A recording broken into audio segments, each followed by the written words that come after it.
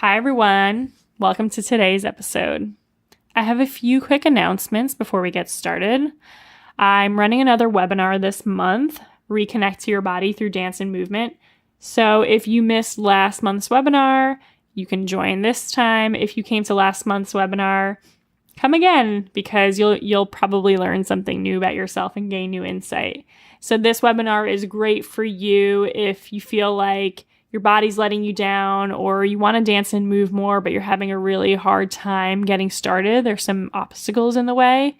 At the end of the webinar, which is about 60 minutes, you'll have a much better idea in your mind and in your body how to trust your inner guide and feel more confident being visible, and also identify where and why self-sabotage happens for you.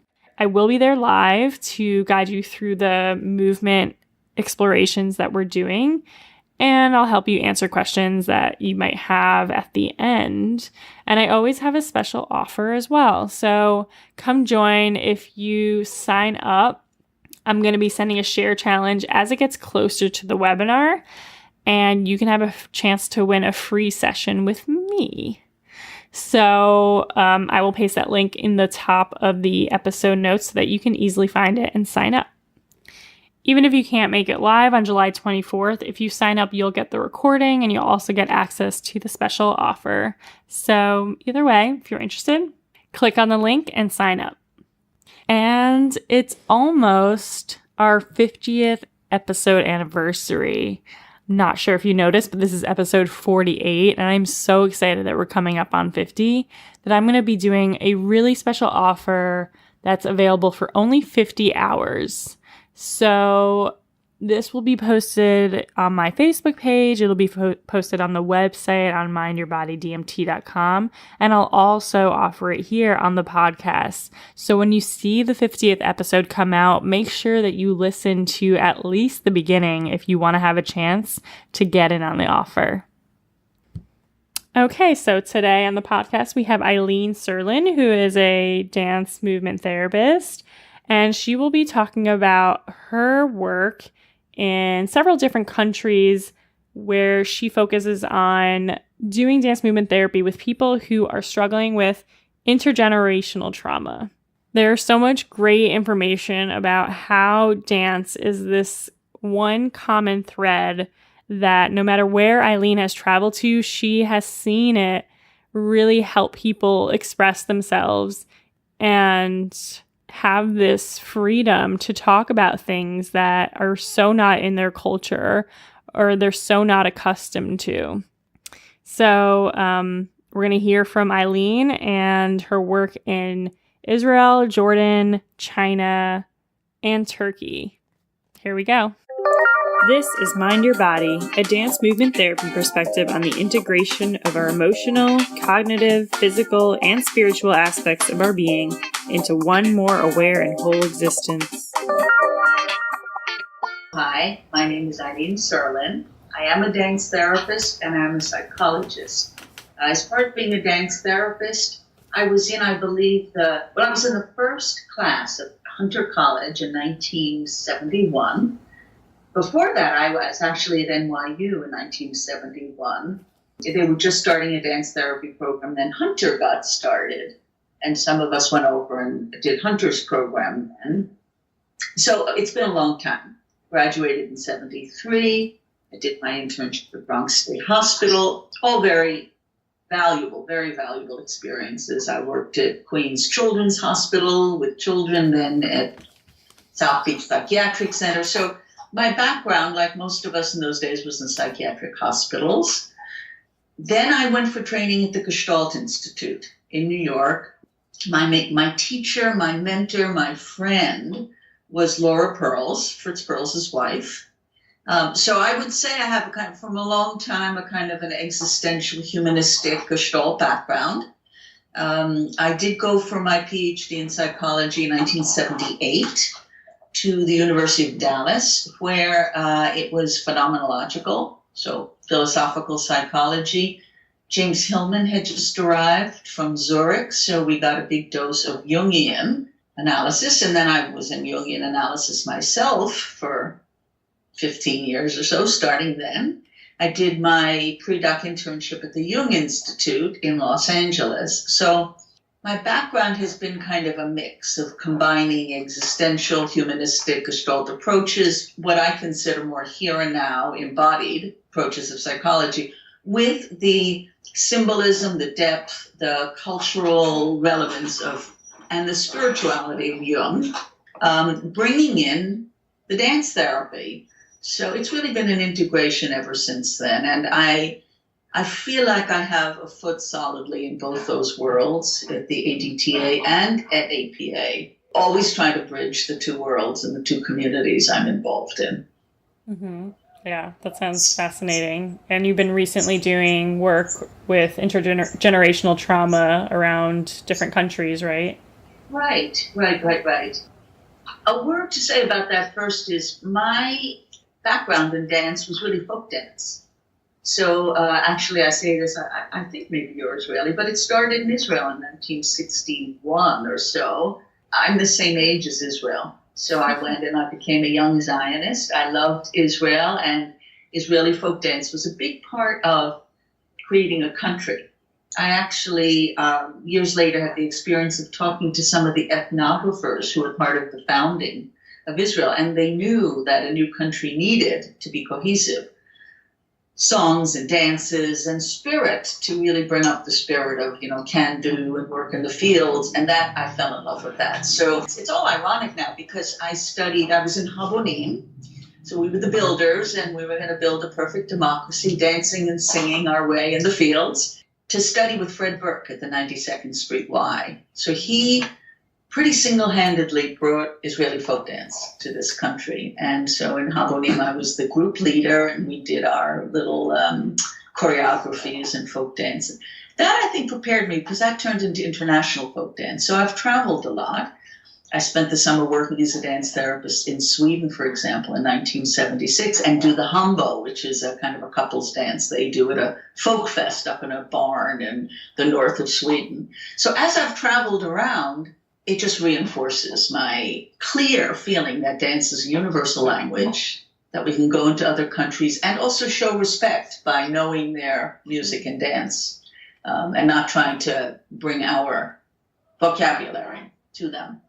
So that's a preliminary to talk about going to Jordan 3 years ago. I was so struck, I guess as so many of us were, by the Syrian refugees. There was a terrible photo of a little boy who was dazed from the bombing in the back of a truck, kind of bloody, and a small boy, and, wondered, like so many of us, what can I do to help? I have a friend and longtime colleague, humanistic psychologist, who had been leading lots of conflict resolution trips. And I did this, by the way, also not with him, but with another group in Moscow, in Russia in 1990, and then after the curtain fell in 1991, also using movement. There's an article about that in the Dance Therapy Journal a long time ago. So this was a chance. I went there first, I think 3 years ago, to Jordan to work with Steve Olween and his crew. It's all volunteer, and he's all volunteer. He holds a yearly conference in Amman, Jordan, where the bulk of the Syrian refugees had landed. So this was, when I went 3 years ago, these were really religious women. Most of them were widows, and they were their children who were orphans. Their husbands were either fighting still in the army, or they'd lost their husbands, or some of them were already in Germany, in refugee camps. The families were separated. So the first group that I did was in what they call the Women's Building. And at that, there were some challenges. One is these are really religious women, and later on some of them told us that they have problems with music that's not religious music. So there were all those, cultural issues. But the intergenerational trauma was, right away, some of them told us that they were not so worried about themselves at this point. They were already kind of given up on the fact that they were going to have a life. I'm thinking about like a 30-something-year-old who was worried about their kids. Their whole focus is on the kids, that the kids should be stabilized, and they wanted them desperately to learn English and computer skills and have a future. So actually, let me go back a minute to Israel, because somehow I forgot to talk about that. That started my interest in trauma and intergenerational trauma, actually. I was there in 86. I was teaching for Lesley University at the time, and they have a campus in Netanya. And it was very powerful for me to go back to Israel after so many years. And I remember doing a movement group. We were in the north in a very beautiful dance studio. And I did something, warm up, something, and one of the women ran screaming out of the room. And the others said, "Do you know who she is?" So she got triggered. I didn't know who she was. And she was famous in Israel. She's the one who, during a terrorist attack, I think her husband and one child were killed. She was indoors with her daughter, and she had her hand over the daughter's mouth so tightly to keep her from screaming that she ended up suffocating her own daughter. And this was that woman. So that was the first time I realized kind of how everybody in Israel is living with trauma. Yeah.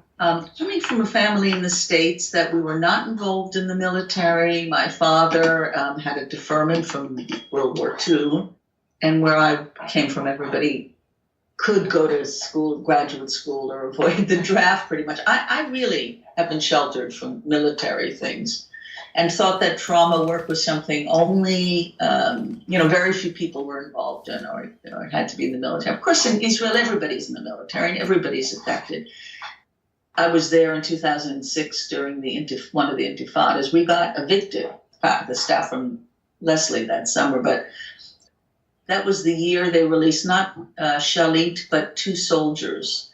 And so many of the women in the group were crying because they kept trying to explain to me that, and everybody's affected by trauma, even if it's not your child. So I began to think trauma really does affect all of us, and it's something I can get involved in. It's not just for a certain select group of people. And so in Israel, I started to focus on the trauma aspects of the work.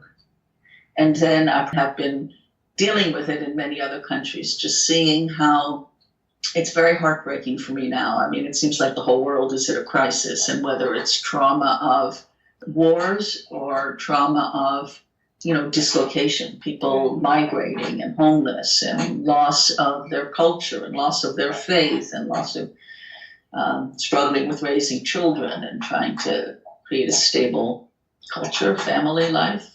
So that's why lately I've been focusing on trauma, just as a feeling that that's the least I can do. Yeah. Your story from your work in Israel sounds really heartbreaking, and I can't even imagine what that woman is going through. So I'm wondering, before we get into that a little bit more and the work that you've done in other countries as well, could you give a little bit of a background about what intergenerational trauma means? I think in brief, it's just that trauma affects all the generations. And if you try to, this is a quote, stop the cycle of violence, it gets carried down through the generations. I think nobody really knows whether it's in nature or nurture. It's in, for example, one of the women in Jordan was so anxious. She was sitting with me just shaking. And her complaint was not about her. It was that she's lashing out at her children when they bug her. She's lost her patience. She's communicating her anxieties, her fears to the children, and even aggressive. She's kind of hitting them and lashing out. And she wants to learn relaxation skills, not so much for her, but so she doesn't pass it on to the children. So there's one way it's all passed on to the children, and just the anxiety and fears of the parents gets passed down. And the other ways, 3 ways, the ways, of course, what they see, so many of the Sudanese child soldiers and young people have seen horrible things happen around them. So they will be traumatized. And the third way may be genetic. I mean, we don't yet know what's carried in the genes. We talk about, cycles of alcoholism, addiction that are carried biologically too. And we know that trauma affects the brain and the way DNA is expressed, and it may well affect, the children. Right. So in all those ways, it gets passed down. And sometimes the most effective, the most important thing you can do is try to what we call break the cycle of violence. So if you can interrupt the cycle, then it stops it from being continuously passed down. I'm really interested in hearing some of these stories about about the work that you're doing in the different countries, and who are you working with, and in what capacity are you doing dance therapy groups with them? Do you see them once? Do you work with them for a short period of time or long time? So, can you paint a picture for us? Yeah. And by the way, I have a student from Istanbul who's working with Syrian refugees there, a dance therapy student. So, we have to hopefully have a lot of interesting submissions on that. And one of the things I think, or I make a case for, is that the creative arts therapists are good at improvisation. So the point is, there really are no structures in place. You have to invent all the time what's possible. In Jordan, we would, like one time we were supposed to be at the women's house, at the women's shelter. The staff we were working with supposedly called ahead of time and got everything set up. We arrive here, which was an hour's ride outside the city in a dusty old, van. We get there and they have no idea we're coming. And all the women are out. They're not even available. So we have to, some of the children are around. We sort of improvise some groups with the children until the women came back. And because it's so difficult to pull a group together. And also what we learned is that these women, these very religious women who are all covered with burqas, they're not used to therapy. One of the women, a young woman volunteer, created what she calls a women's safe space there. She got some rooms donated by a local organization, worked with the women, and while I was there the last year, we were decorating it and getting it set up to have what we're hoping will be weekly meetings of a women's support group in which there will be dance, among other activities, depending upon what they will. And even the issue of stabilizing an ongoing group, the women would say things. This is all through translators and some of the women medical students who are, from Jordan, locals, speak Arabic, and can be trusted by the refugee women. We always had intermediaries and interpreters trying to, respect their culture. Told us that the way the women talk is usually what they call gossiping over tea in the afternoon. And they have sort of prohibitions about either what they call showing your weakness and vulnerability, and like saving face, or they don't want to tell too much bad news to each other, or the same thing, too much good news, because they understand that people will get jealous and compare themselves and all of that. So they're very careful about what they share in there. So a women's support group where you talk directly about emotions is really not in their culture. Whereas they will do more psychoeducational things, like we had some groups on self-care. One of the groups on self-care that we had was, and she's in the article that I'm writing, a woman researcher from Germany who does body-mind centering. And she did some really concrete self-care exercises with the women with those little rubber balls where you rub stress out of your arm, and you can just work with your arms and hands. It doesn't affect the rest of the body, which is more threatening. And that they liked. That they would do. So we're experimenting about, when you talk about, what do I do? Do we do a regular group there and all that? There's, of course, the ideal, and then there's the real, which is you work with whatever you can. We tried to stabilize, identified 3 local women, a medical student, and then 2 of her friends who love dance. I did a training session with them that they would take over the group and rotate in and keep it going every week. And they haven't been able to. They have all sorts of things come up with their busy schedules and this and this. So even our Western idea of regular groups and regular meetings is not what they're used to. So it's been hard to. And then we're trying to train the trainers. So I'm still working with these women. Now we've got some video cameras in the women's apartment so that we can try to do some supervision, videotape the group. We tried to bring in a film crew to do that. And of course, these were two men. So they, and the women did not want to be videotaped by a woman. So in order to set up training or train the trainers, we want to videotape something. So we're hoping that now that there's some video cameras available, we can do some training of the trainers. Oh, that's so interesting. So they haven't necessarily gotten into what we know as a typical dance therapy, chasing circle kind of group. Actually, I was able to do one.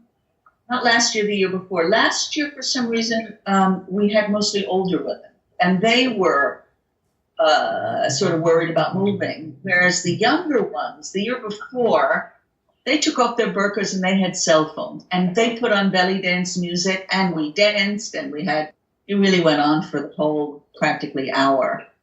So I'm hoping that we can continue that. It looks like it depends on who's going to be in the circle and what they're willing to do. What are some themes that are commonly coming up for them? Great. And I'll tell you how we did this. And this was even with the older one. They don't talk, but first we did warm-up. And then we got a big rubber ball and just, threw it down on the floor, like in the middle of the circle. And they would say something, like I'd say, "What are you hoping for?" And they would say, "I remember my house and my garden." Or "We used to eat eggplant and then I miss that." Or "I want to study English," their dreams. And, what do you miss? So when we combined it with some movement, they really did talk about what they were missing and what they hoped for. Why do you think that is? Well, as we always believe, is that when you mobilize somebody with movement, emotions come out, words come out more clearly. So they were able to talk about their needs instead of what you were talking about earlier, where they were more focused on their kids and kind of had this hopelessness about themselves. That's right. And so you've done some work in other countries too, right? Yes. Can you talk about other examples and how they might be similar or have things in common with the work you've done? In Turkey, I had a training program there for about 5 years or so. It's now moved into a university. Actually, I just haven't gone back because I don't think it's safe enough. I'm waiting till I feel better about going back to Istanbul. But I worked there with, these were more, counselors and people, mental health professionals who were interested in training. So they were not the refugees. But the time I was there, there was number one, political things going on. Some of this, well, I call them students. They were caught in Taksim Square.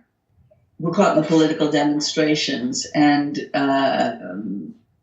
also had been through the earthquake.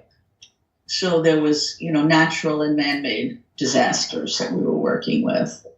And there we did the group process that I use is kind of existential humanistic, and I call it existential depth approaches to dance therapy. It starts often with a chase circle. It has a lot of elements. We work with existential themes like death and dying or being alone versus being in the community. This kind of very basic freedom versus fate. And then the students would do improvisations around these themes. And they really, the one about death and rebirth or death and dying, they spoke a lot about the earthquake. They did a whole improvisation with candles and wearing black, and that was in Istanbul, doing a very kind of with trainees there.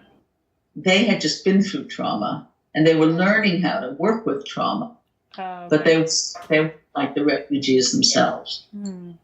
I'm asking myself as you're talking about this, how does this affect you? Because this sounds like such hard work, so intense.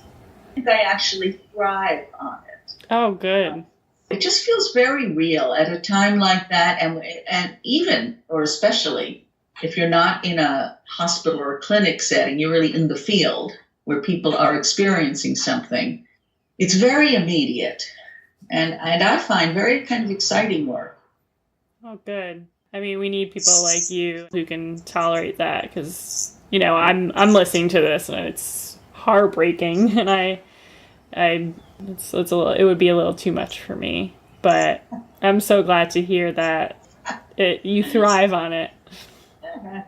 And the cultural differences. I continue in Jordan. So I like the challenge of improvising and finding ways to bring movement into a situation that's not necessarily just a chase, dance, circle or something. So, for example, I've been experimenting with movement choirs, and I was in Irmgard's 1975 introduction when she brought movement choirs back to the ADTA. A group of us were studying with her at the bureau at that time, and then we became her kind of little seed group. And so modified movement choirs, I've been doing that to open conferences, things that are like the APA. What is that? What does that look like? Well, a movement choir, Rudolf von Laban invented in Europe in the early 1900s a form called movement choir. So you're working with time, weight, space, and flow. And then with Irmgard, she called it space harmonics. Like lightness tends to go up, strength tends to go down. So you repeat these gestures or these movements over and over like a chord, like a music chord. And everybody does that. You get overtones. And it's a way of bringing groups together. So when I was working with the cancer patients, I invented a very simple form of it that we used to close our circles, our meetings. And it's become a kind of a prayer closure for a lot of things I do. Just up to the heaven, down to the earth, into community, back to the heart. And we do this over and over. And I brought in Jody Wagner to do this American Psychological Association a couple of years ago in Washington. There are about 13,000 people participating. And I worked with Jody and some of the others. We created a movement choir to open the conference. APA had a gospel choir, and we used their singing, and we did a movement to it. That was a wonderful way to energize the conference instead of sitting in chairs like we usually do. So I look for ways, and again, this is dance therapy, but it's more the community-based aspect of it. In Jordan, I found out that the medical students, when they have their medical conferences, they do something called the haka, which when I Googled it is what the Maori warriors do to psych themselves up for war. They do this very ferocious with the painted faces and the, 1, 2, 1, 2, 1, 2. And that also looks a little like chase. Somebody's in the center of the circle leading the movements and everybody follows. And so we invented a modified form of that we started the conference in Jordan. Mm. And then we ended with, this is really folk dancing too, if you know, the depka, which mostly the Arabic men do. It's a line dance. Mm-hmm. And so we ended with the depka, where for our closing banquet, all the volunteers, everybody who was at that meal, ended with a circle dance around the tables. So for me, this is all therapeutic use of movement. And it uses the local folk culture, and it partners with the local people. So I try very much not to be an outsider and bring in something foreign to them, but partner with them and see what works, and then build on it so they can continue on their own. Right. Yeah, I wanted to ask you, how would you recommend that someone else get into this kind of work if they're feeling called to it? What's the best approach to collaborate and get connected to institutions in other countries? Or One thing is I'm planning to offer a training program and take some of those students with me to Jordan. So I've already taken 2 years worth of graduate students with me to Jordan. And this year I'm taking a student from China, a man who's a martial arts expert, and he's going to work with the boys there. So, that's one thing. And I think that training in dance therapy is like any kind of trauma training, which from my point of view is, you have to be very careful not to re-trigger and build on strengths and resiliency, and then as you carefully go maybe into the difficult emotions. So there's that. As far as dance therapists working independently, I found an NGO to work with where I liked the work they were doing. And I think that's, it boils down to relationships. This organization, I like it because it's so much not about money. It's really very grassroots, and it's very heartfelt, and everybody pays their own way to do it. So that's why I like working with them. Their feeling is a lot of money is getting thrown at the top-down organizations, and it's not getting to the people themselves. So this is a very much kind of on-the-ground, hands-on organization. So I found a place to do the work that I do. Just kind of researched around or heard about it? No, it's all coincidence. I was presenting at a conference on trauma at Stanford. Steve Olween, who leads this NGO, and whom I knew years ago, presented on his work in Jordan, and I said, "Can I come with you?" That was it. That's great. So the next year I did, yeah. Great. Yeah. Okay. Is there anything else about your work that you want to talk about? China's interesting. So I teach there twice a year. I have a 2-year training program. That also started kind of coincidentally there. I was there with a group of existentialists and offered a movement group, and people loved it. And then the guy who's the director of this institute, China Institute for Psychology in Beijing, asked me to start a training program. So that was 2010, and we've been training students ever since. They're just beginning to talk about trauma there. That's what's so interesting. That my interpreter there, who teaches at Beijing Normal University, her parents were professors there and got very caught up in the Cultural Revolution. So people are not talking about the trauma for that yet. But her father was imprisoned and I think died right as part of the Cultural Revolution.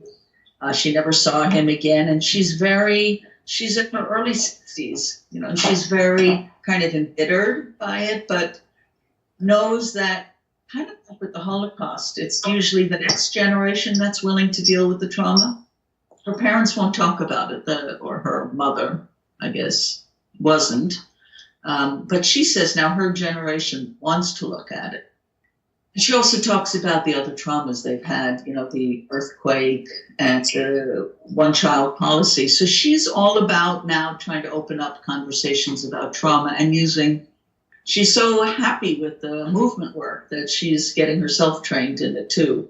So, and we're talking about starting something at the university there. She works with, interpreters, teachers to work with trauma. So I don't know, but it's about the readiness, and it's exciting that this generation now, but you have to be very careful politically. I hardly dare talk about it with her, except as she volunteers a comment or information about readiness. It's so fascinating that you get the different perspectives from the different countries. What would you say the one common thread is amongst all the places you've been to? Amazingly, love of movement, and it works. Their love of movement, you're saying? Yes, their love of movement is something I always enjoy, and it's a common thread, and it's all over the world, even in China or places where we think people don't move much or are not expressive. Not true. Once you take the lid off, there's very emotional and poetic and all kinds of So there's that. There's the faith in movement over and over, and especially with trauma. Here's my little pitch about dance therapy, by the way. Written lately about traumas in the body and somatic approaches and somatic experiencing. From my point of view, most of that's individual work. So you're working with, mind body symptoms. Dance therapy can take us into community work. It can scale up much more. It can move into areas of symbolism and depth and emotion that I don't think individual somatic work can. And mostly it can deal with the isolation of trauma. I think you really need to rebuild community, reconnect people who are feeling vulnerable. And that's what we do, especially with old folk dances, circle dances. That's what's always been done with folk dance. So I think it's perfect for working. And people cannot talk after being traumatized the way so many people have. Just simply words just don't do it. That's a great pitch. Yeah. Well, I feel it. And I'm on a crusade, actually, to bring more of us into the trauma world. I've been writing about it and present at APA. I told you that this is coming up at APA this August, which is I'm part of a panel on working with trauma using the arts.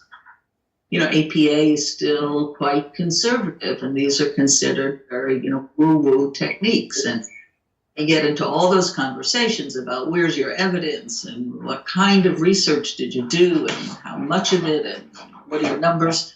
So trying to actually, I just submitted an article that uses also arts-based research, quality, trying to make the point for alternative research methods too, because if we just stick to the same old evidence base, we just keep getting cognitive behavioral therapy comes out on top using that again, short-term therapies. So, can you tell us the details about your panel? So it's in San Francisco. It's actually a whole day on August 9th. I think the one on trauma is about 2 p.m. It's at the Moscone Convention Center. All the panels will be. And this one so there will be some media about it. There's a man there who's from Walter Reed Hospital and National Endowment for the Arts. So that's exciting because it's a new collaboration with the Art Division, which is Division 10. Humanistic Psychology is 32. And they've been very separated. So this is the first time we're collaborating on programming and mutual support. Yeah. Thanks so much for advocating and doing the work that you've been doing and trying to help us integrate. Thank you. Yes, it is my pleasure. Mm-hmm. Yeah, this was really nice to talk to you and hear about the work that you've been doing and very real struggles that come along with it, or, the ideal versus the real. So that's always validating to hear. All right, everyone. Reconnect to your body through dance and movement, July 24th. It's a webinar available to you wherever you are in the world. Come conquer your biggest barrier to moving and dancing more. The link is right on top of the podcast notes, and sign up to join me live or receive the recording. Bye.